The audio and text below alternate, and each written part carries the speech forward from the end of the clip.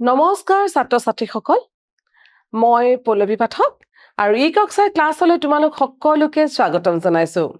আমি আলোচনা কৰিম সপ্তম শ্ৰেণীৰ গণিতৰ পাঠ বীজগণিতীয় ৰাশি আজি আমি আলোচনা কৰিবলৈ ওলাইছো বীজগণিতীয় ৰাশিৰ অনুশীলনী 12.4 গতিকে পলম নকৰি আমি আলোচনা কৰো আহা ইয়াৰে প্ৰথম অংকটোত আছে প্ৰদত্ত বীজগণিতীয় ৰাশিৰ মানৰ তালিকাখনত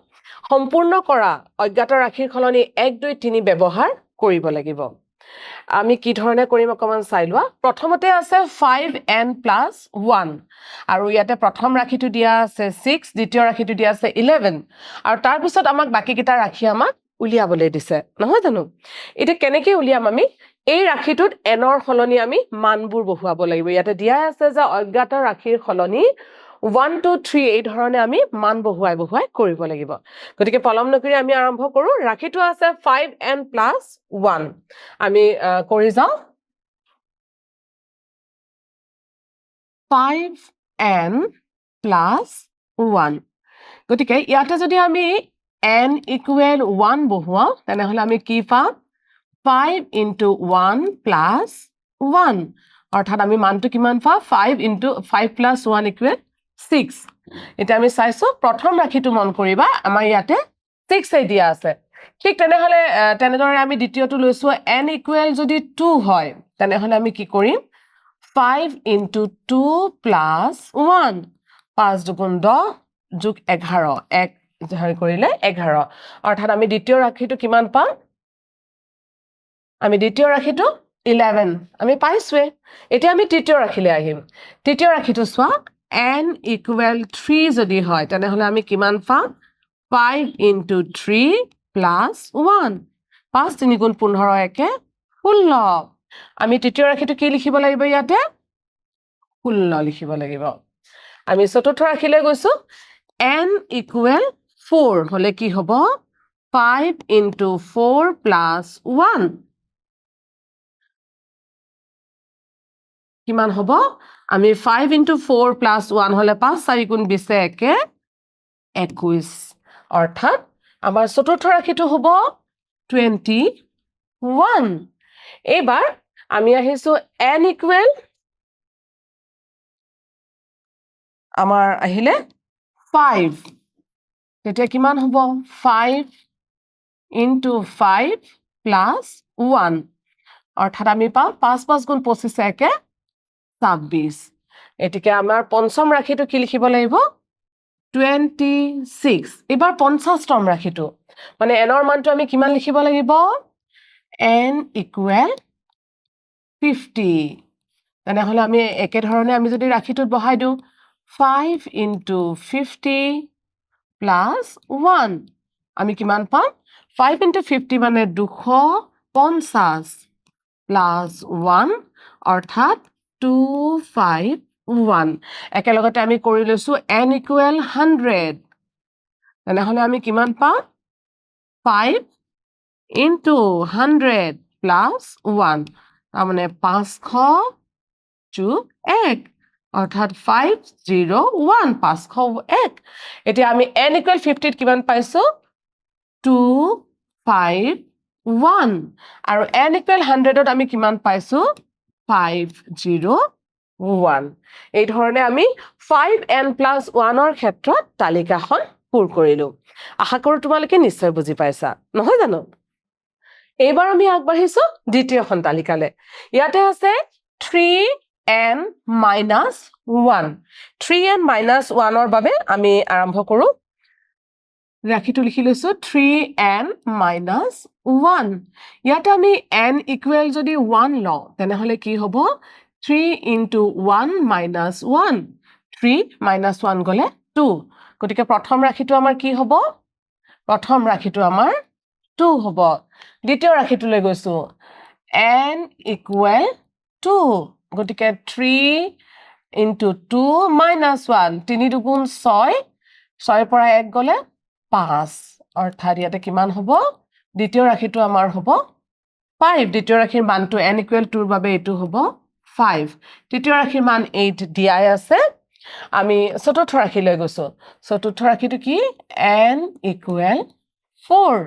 তেনেহলে আমাৰ কিমান হ'ব 3 into 4 minus 1 তাৰমানে 3 4 গুণ 12 12 পৰা 1 গলে 11 অৰ্থাৎ ইয়াতে আমি কিমান পাম 11 পাম নহয় জানো পঞ্চম ৰাখিলে গৈছো n equal 5 তেতিয়া আমি কিমান পাম 3 into 5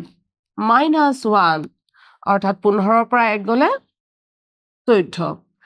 n equal এটো 14 হৈ গল n equal যদি 5 হয় তেনেহলে আমি ৰাখিটো পাম 14 ইয়াতে আমি 14 লিখি দিছো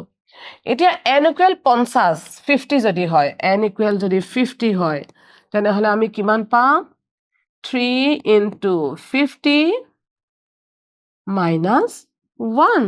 অৰ্থাৎ 150 minus 1 কিমান হ'ব 149 আমি ৰাখিটো কি লিখিব লাগিব 149 n equal যদি 100 হয় এতিয়া আমি n equal 100 কিমান হ'ব 3 into 100 minus 1 অৰ্থাৎ 299 গতিকে আমি ৰাখিটো কিমান লিখিব লাগিব 299 এইখিনি হ'ব আমাৰ 3n minus 1 ৰ বাবে আমি বিভিন্ন এই ৰাখিটোৰ ক্ষেত্ৰত বিভিন্ন মানৰ তালিকাখন আমি পূৰ কৰিলো নহয় জানো এইবাৰ আমি আহিছো তৃতীয়টো ৰাখিলে ইয়াতে আছে x square plus 1 গতিকে আমি কৰি যাও x square plus 1 ৰ বাবে ৰাখিটো লিখি লৈছো x square plus 1 যদি x ৰ মান 1 হয় তেনেহলে কি হ'ব 1 square plus 1 তাৰমানে 2 হ'ব ইয়াতে চাই লৈছো আমি কি আছে প্ৰথম ৰাখিটো আমাৰ 2a আছে এতিয়া x ৰ মান যদি 2 হয় x equal যদি 2 হয় তেনেহলে কি হ'ব 2 square plus 1 মানে 2 square মানে 4 plus 1 equal হ'ব 5 গতিকে আমাৰ দ্বিতীয় ৰাখিটো কিমান হ'ব 5 হ'ব এতিয়া 3 হলে x equal যদি 3 হয় তেনেহলে কি হ'ব 3 square plus 1 তাৰমানে 9 plus 1 equal 10 হ'ব x ৰ মান যদি 3 হয় তেনেহলে ৰাখিটো হ'ব 10 4 ৰ কাৰণে 17 দিয়াই আছে গতিকে x ৰ মান 5 হলে কিমান হ'ব আমি চাও x equal যদি 5 হয় তেনেহলে কি হ'ব 5 square plus 1 অৰ্থাৎ 25 plus 1 26 ইয়াতে আমি ৰাখিটো কি লিখিব লাগিব 26 গতিকে আমাৰ ৰাখিটো হ'ব ইয়াতে 26 x equal যদি 50 হয় তেতিয়া কি হ'ব x equal 50 ৰ বাবে ৰাখিটো আমাৰ হ'ব x square অৰ্থাৎ 50 square plus 1 50 square মানে 2500 plus 1 মানে 2501 হ'ব আনসাৰটো আমি লিখিব লাগিব 2501 2501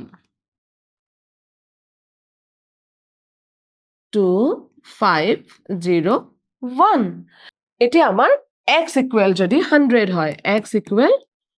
100 হলে কি হ'ব 100 হলে আমাৰ হ'ব 100 whole square plus 1 অৰ্থাৎ 10,000 plus 1 10,001 হৈ যাব গতিকে মানটো আমি লিখিব লাগিব 10,001 10001 এটো হ'ব আমাৰ মানটো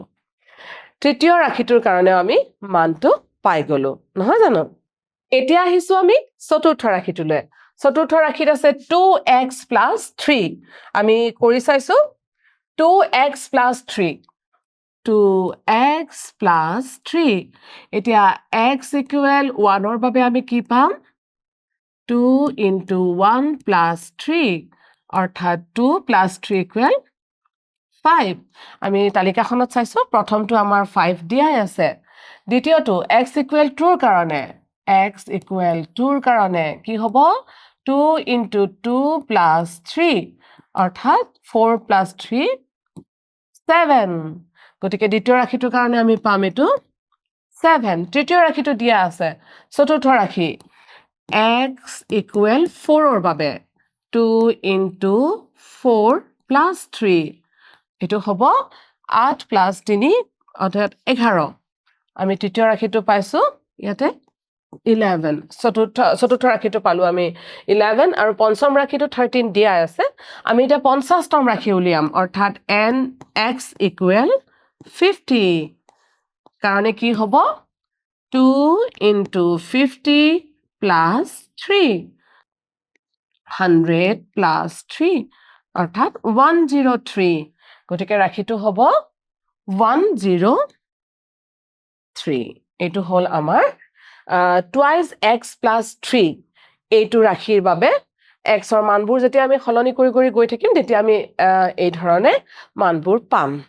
এবাৰ আহিছো আমি একেবাৰে শেষৰ ৰাশিটোলে শেষৰ ৰাশিটো আছে 4n minus 1 গতিকে 4n minus 1 ৰ কাৰণে আমি চাই লওঁ 4n minus 1 4n minus 1 ৰ কাৰণে প্ৰথম ৰাশি 3 দিয়া আছে তথাপি আমি এবাৰ কৰি চাও যদি n equal 1 হয় তেনেহলে কি হ'ব 4 into 1 minus 1 অৰ্থাৎ 4 ৰ পৰা 1 গলে 3 আমি প্ৰথম ৰাশিটো ইয়াতে দিয়া আছে গতিকে আমি পাই গলো দ্বিতীয় ৰাশিটো n equal 2 হলে কি হ'ব n equal 2 ৰ কাৰণে 4 into 2 minus 1 অৰ্থাৎ 4 দুগুণ 8 8 ৰ পৰা 1 গলে 7 দ্বিতীয় ৰাশিটো আমাৰ হ'ব 7 তৃতীয় ৰাশিটোৰ কাৰণে আমি চাইছো n equal 3 হলে 4 into 3 minus 1 4 3 গুণ 12 ৰ পৰা 1 গলে 11 গতিকে ইয়াতে হ'ব 11 n equal 4 ৰ বাবে n equal 4 এটোৰ বাবে 4 into 4 minus 1 অৰ্থাৎ 4 4 গুণ 16 ৰ পৰা 1 গলে হ'ব 15 গতিকে n equal 4 ৰ বাবে মানটো কি হ'ব 15 পঞ্চম ৰাশি অৰ্থাৎ n equal 5 ৰ বাবে n equal 5 ৰ বাবে 4 into 5 minus 1 4 into 5 minus 1 4 5 গুণ 20 আৰু 20 ৰ পৰা 1 গলে কিমান হ'ব 19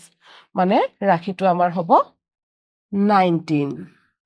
আমাৰ 50তম ৰাশিটো দিয়া আছে 100তম ৰাশি গতিকে আমি n equal 100 লওঁ n equal 100 হলে কি হ'ব 4 into 100 minus 1 তাৰ মানে 400 minus 1 হলে হ'ব 399 গতিকে ৰাশিটো আমাৰ কিমান হ'ব 399 প্ৰিয় ছাত্ৰ-ছাত্ৰীসকল এই ধৰণে আমাৰ ইয়াতে দিয়া ৰাশিটোত x আৰু n ৰ মানবোৰ আমি বহুৱাই এই তালিকাখন সম্পূৰ্ণ কৰিলো গতিকে মই আশা কৰিম তোমালোকে সুন্দৰকৈ বুজি পাইছা আৰু নিজৰ বহিখনত টুকি ৰাখিবা কিন্তু লগতে প্ৰেক্টিছ কৰিবলৈ নাপাহৰিবা কাৰণ গণিত আমি যিমানেই প্ৰেক্টিছ কৰিম আমাৰ বাবে সিমানেই সহজ হৈ পৰিব আমি আহি আছো আৰু এটা নতুন ভিডিঅলৈ তেতিয়ালৈ নমস্কাৰ